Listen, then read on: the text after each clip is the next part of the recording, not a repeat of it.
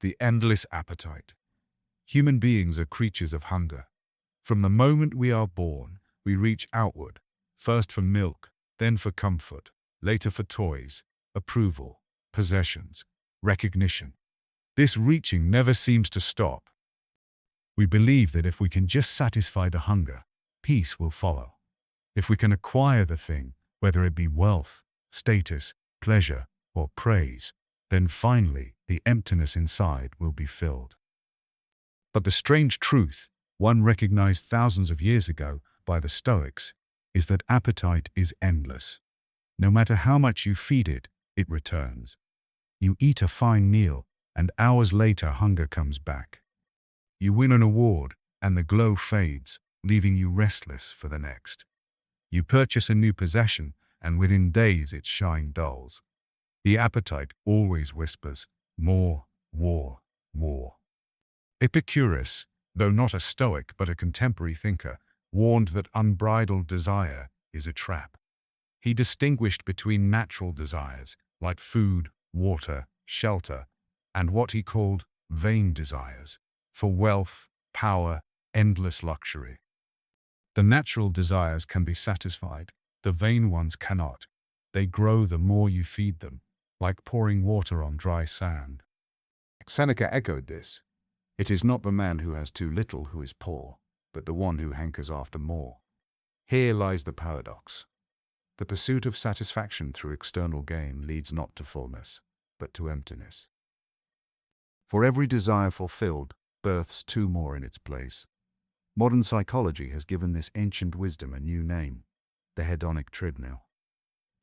Studies show that after major positive events, winning the lottery, receiving a promotion, moving into a bigger home, happiness spikes briefly, then falls back to its baseline. We adapt quickly to new circumstances. What once thrilled us soon becomes normal, and then insufficient. The treadmill keeps moving, and we keep running, never arriving. Consider the example of social media validation. You post a picture, receive a flood of likes, feel a surge of pleasure. But soon, the rush fades. The next time, you need more likes to feel the same. The cycle escalates, yet the satisfaction diminishes. The appetite cannot be sated. It only intensifies.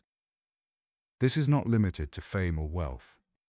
Even ordinary pleasures, food, entertainment, romance, carry the same pattern. Each brings joy for a moment, but clinging to them breeds suffering. The Stoics did not say we should avoid pleasure altogether. They warned against building a life upon it. For a life built on appetite is a house built on shifting sand. Marcus Aurelius observed, "The happiness of those who want to be popular depends on others. The happiness of those who seek pleasure fluctuates with moods outside their control.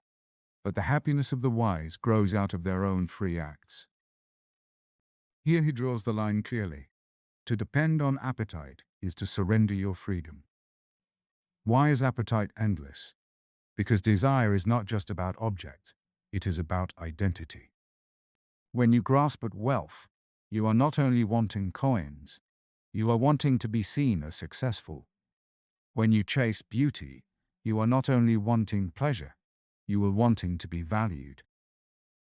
Appetite hooks into the deepest insecurities of the human soul. And insecurities cannot be fed into silence. They must be faced, examined, understood. The Stoic approach is not to deny desire, but to transform the relationship with it. Desire will always arise, but you need not be enslaved by it. Epictetus compared this to standing before a banquet. The table is spread with dishes.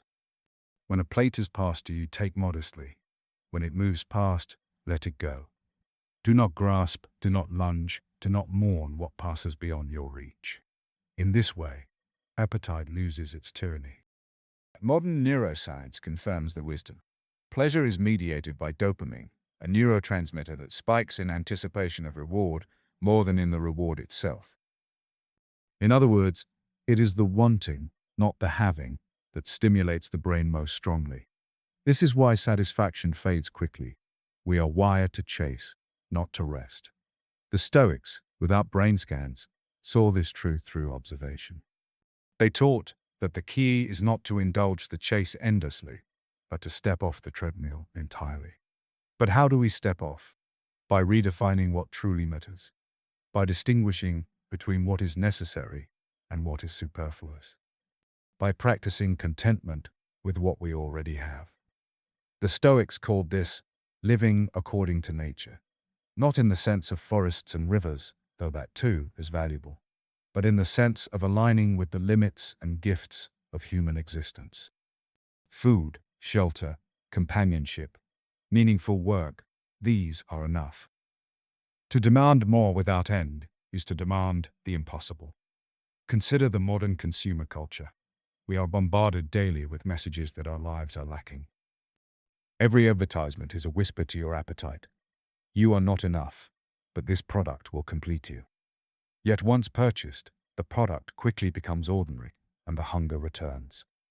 The system thrives on dissatisfaction. To step off the treadmill is an act of rebellion. Gratitude is the rebellion's weapon. To pause and truly see what you already have dissolves the illusion of lack. Seneca advised daily reflection. Count your blessings, however small, and you will realize you live in abundance. Modern studies support this. Gratitude journaling has been shown to increase happiness and reduce materialism. But the Stoics also offered another, sharper tool: negative visualization. Imagine losing what you now take for granted: your health, your loved ones, your home. This is not morbid, it is clarifying. It reveals the preciousness of what is already yours. Appetite pulls your gaze outward. Negative visualization calls it inward, back to appreciation. The goal is not asceticism. The Stoics did not demand that you starve or shiver.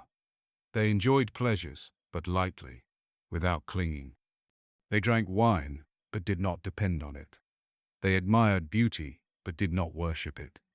They received wealth, but treated it as on loan from fortune.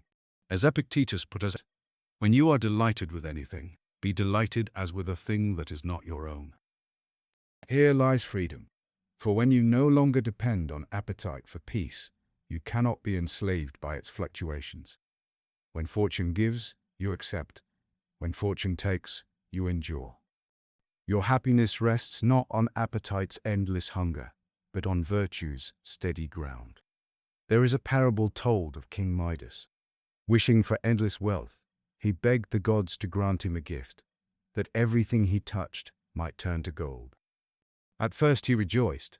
Stones, branches, furniture, all gleamed with wealth.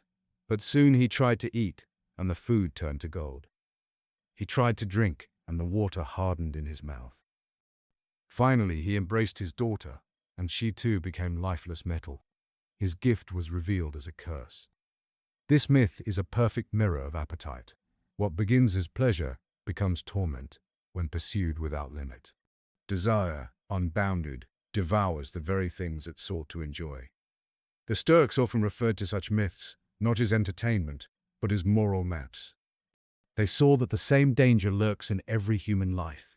The moment we worship appetite, we begin to destroy what we love. And yet, appetite does not always appear monstrous. More often, it disguises itself as ambition, as self-improvement, even as love. We tell ourselves that working longer hours is noble, that pursuing recognition is natural, that seeking more comfort is justified. But beneath the veneer, the hunger still grows. Ambition, unexamined, easily slips into greed. Self-improvement, when poisoned by comparison, becomes vanity.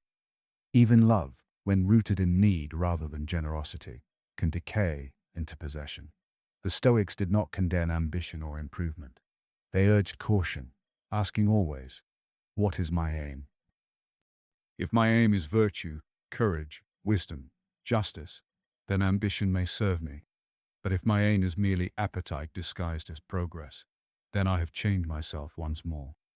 Modern psychology offers similar warnings. Studies on materialism show that those who orient their lives around money, possessions, and status consistently report lower well-being. Even when they achieve their goals, satisfaction slips through their fingers. What they sought to fill only grows emptier. This is because materialist goals are extrinsic, based on external validation. In contrast, intrinsic goals, like personal growth, deep relationships, and contribution, are linked with greater happiness. The Stoics, in their own language, made the same distinction. Marcus Aurelius urged himself daily to pursue only what was in harmony with his nature. He was an emperor, yet he reminded himself that ruling well was not about endless conquest or glory, but about service, justice, and restraint. His meditations are filled with self-corrections. Do not waste the remainder of your life in thoughts about others. Be like the rock against which the waves break. Confine yourself to the present. These were not abstractions, they were antidotes to appetite. But the question remains, what, in practice, can we do to loosen appetite's grip? The Stoics offered several disciplines, each designed to wean the soul from its dependence on external rewards. One is voluntary discomfort. Seneca described sleeping on a hard bed, eating coarse bread, wearing rough clothing for a few days, even when wealth allowed for more. Why? To remind himself that comfort is a luxury, not a necessity. That happiness is not fragile, dependent on silk and banquets, but resilient, able to endure simplicity. When you practice living with less, appetite loses its power to terrify you. You no longer fear losing wealth, for you have proven you can live without it. Another practice is mindfulness of impermanence. Marcus often reflected on how quickly pleasures fade. The banquet is over in an hour. The applause is forgotten in a day. The beauty of youth withers in time. Far from being depressing, this reflection made him cherish the present more deeply. By seeing appetite's objects as fleeting, he loosened his grip. He enjoyed them when present, but did not mourn their passing. Modern science confirms the power of these practices. Experiments on adaptation show that when people voluntarily restrict pleasures, such as fasting, digital detoxes, or periods of austerity, they often return to ordinary experiences with greater appreciation. A simple glass of water after fasting tastes sweeter than wine. This is the paradox. Limiting appetite intensifies gratitude. Yet perhaps the deepest Stoic practice was not deprivation, but discernment. To ask constantly, is this necessary? Does this align with virtue? Is this within my control? Most appetites fail under such questioning. They reveal themselves as distractions, not needs. Epictetus reminded his students, if you want your children, your wife, and your friends to live forever, you are a fool, for you want things that are not in your power. He extended this to all desires for permanence, abundance, or recognition. To want what cannot be controlled is to guarantee suffering. This does not mean that pleasures must be shunned. The Stoics drank wine, but without dependence. They enjoyed friendships, but without possessiveness. They participated in society, but without being consumed by its vanities. Their genius was in balance, neither indulgence nor denial, but freedom. Freedom is the heart of the matter. Appetite, left unchecked, enslaves. It dictates when you are happy and when you are miserable, depending on whether it is fed. But when you step back, question, practice restraint, appetite becomes a servant rather than a master. You can enjoy its gifts without bowing to its rule. The modern world is filled with voices urging you to consume, to desire, to never be content. The Stoic voice, by contrast, whispers, enough. You are already enough. What you have is already enough. This whisper cuts through the noise. It does not silence appetite forever, but it gives you the space to choose. The choice is always there. When you reach for another possession, another distraction, another recognition pause. Ask, will this truly satisfy, or will it vanish like smoke? And if it vanishes, can I still be at peace? There is a subtle shift that happens when you begin to loosen appetite's grip. Life becomes simpler, but not poorer. You notice the taste of bread instead of longing for feasts. You hear the laughter of a friend instead of comparing your circle to another's. You walk under the sun and feel its warmth, not as a trivial background, but as a gift. The endless appetite dulls these joys because it is always looking past them to the next thing. When appetite quiets, the present comes alive. This is not resignation, it is awakening. Seneca wrote, "True happiness is to enjoy the present without anxious dependence upon the future."